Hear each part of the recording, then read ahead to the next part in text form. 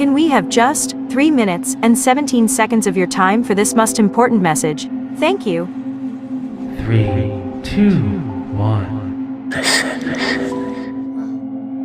Let me just say, our youngest daughter graduated high school this week, and it is not lost on me that in, 8 years, there are going to be 19 families in Uvalde who should be celebrating the same way that we were, who we're not going to get to.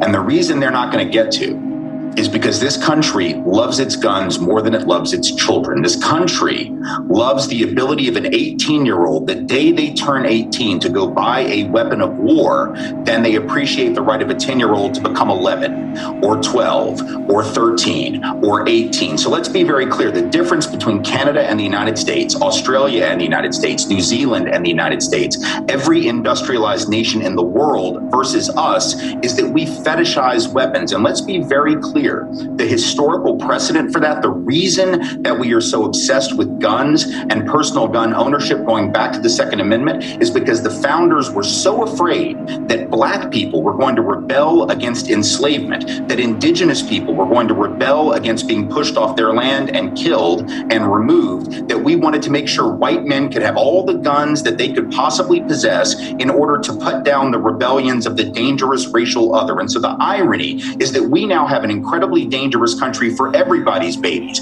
white babies, Black babies, brown babies, everybody's babies, because white men a couple hundred years ago decided we needed to have all the weapons that we could possibly have and enshrine that in the Constitution to defend against those people. And the irony is that now white folks, white children, white families, just as endangered. We buy all these weapons. In the wake of Obama's election, there was a big upsurge in weapons because folks were, Black dude's the president and they're going to come take our guns. After Ferguson, when Mike Brown was killed, the Ferguson uprising, everyone said, we got to go get all these guns. And the irony is that that increase in gun ownership did not lead to self-defensive use of weapons to prevent, burglaries or whatever. It led to an increase in suicide, an increase in homicide. We are a less safe nation for everybody's babies because of this obsession. And this obsession goes back hundreds of years. So we need to understand the connection between past and present and realize that we are a sick and broken culture. We are not the greatest nation on earth any longer. If we ever were, we are a nation committed to an ideology of death.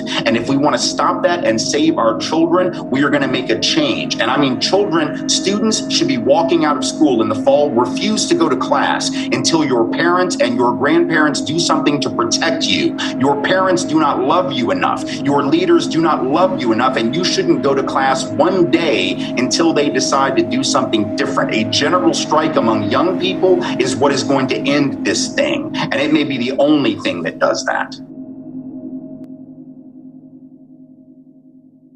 Welcome to the 8 String TV Metaverse. To find out more, just click on the video link in this post.